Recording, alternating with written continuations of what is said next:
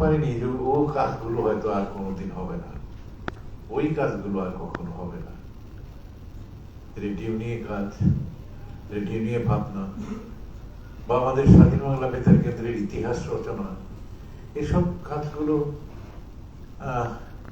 যখন আমি এই দুঃসংবাদ পাই, তারপরে আমার মনে হয়েছে ওই কাজগুলো আর হলো না।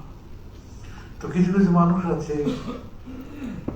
যারা এই কাজগুলো ধরে এবং খুব মনোযোগ দিয়ে শেষ করে। সেরকম শেষ করার মতো মানুষ আমাদের সমাজে খুব কম। আমরা অনেক কিছু আয়োজন করি, অনেক কিছু পরিকল্পনা করি, কিন্তু শেষ পর্যন্ত যেতে পারি না।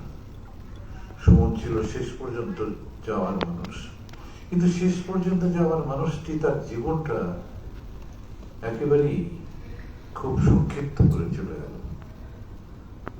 এবং তার যে শূন্যতা